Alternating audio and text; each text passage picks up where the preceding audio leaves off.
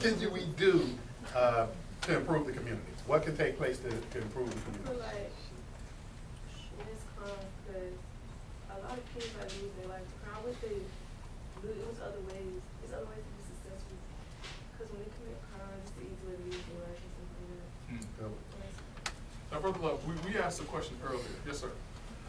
I just want to follow up on the question that you asked, and the question was, what can you do to improve the community? And I was kind of waiting for somebody to hit on it. What is the community? Who is the community? It's all of you. So what you're doing here today is improving the community. Right. You're communicating, you're participating in something that will make you better people. Okay, if everybody in here gets a good education and a great job and makes a lot of money, does that help the community? Obviously it does. You're bettering yourself. And I think the key to improving the community, improve yourself. And that, in fact, will improve the community. That's a great point. I'll say too, well, for those who haven't had a chance to meet me, I met some of you all. My name is Mike Scott. I am fortunate enough to be the new My Brother's Keepers coordinator. So I got the baton passed from me from Rayshawn to Julian. And two things I would share with you all. Math class. So in math, they always tell you to show your work. Has anybody not heard that before? So Rayshawn forgot to tell you the work, but we really don't show the work. So what Rayshawn did tell you guys about the water gun events is that we were on the phone 1 in the morning sometimes. Who's going to send this email? Who's going to type up this proposal? Who paying for the insurance? Well, I got 60, you got 60. Like, well, who? The insurance costs $200. Well, I'll give you 50, you put in 20. Okay, we got it. Like, those are the conversations. So you guys see the finish line, but you don't see there's a lot of work. So you got to be willing to put in the work and not on anybody's schedule. Again, we're doing this on, and this is before I got this job.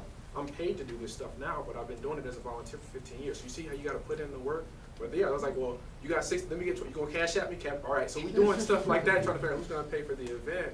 So that's important. And when you guys talk about mental health, I would tell you, in 2004, I became a mentor. And since then until now, I've seen 26, now 27 young men, all young black men die to gun violence, to crime, and stuff like that. And I've seen mothers cry, and it hurts. Just recently, I had a young man who got shot in July, and then, you know, living that life, and then got in a car accident, didn't wear a seatbelt, so wear your seatbelt, went 50 feet through the windshield. And so I'm at the hospital with him, and I'm telling him, I was like, man, God got a purpose for your life, and he's trying to teach you a lesson. But I remember when we talk about mental health, Mom was crying. I'm like, it's gonna be all right, Mama, speak life into him. I'm telling her not to cry, because I don't want to cry. I'm trying to keep it together. But it was hard, because you look at like a 3-hour surgery turned into a 9-hour surgery.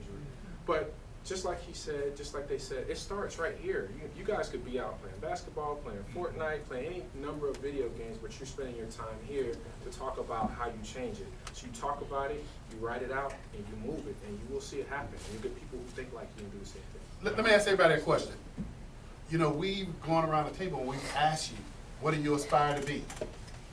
And be honest, how many of you actually wrote down on a piece of paper what you want to be when you graduate high school? How many of you? See, next time, everybody's hand needs to be up, because when you can visualize this, when you see it, just as we had that conversation, and you need to keep telling it to yourself. Ben said something very important. He knew what he wanted to be, but the response, you didn't believe it yet. Pastor. Something that I do an exercise when I'm mentoring kids as well, and I like to ask them to write out what you want to be. That's the easy part. I then ask them to write 7 things that can help you get there. And then I ask them to write 7 things that can hinder you from getting there. And I ask them, show me which ones you're closer to right now. And it shows how serious you are about what you say you want to be.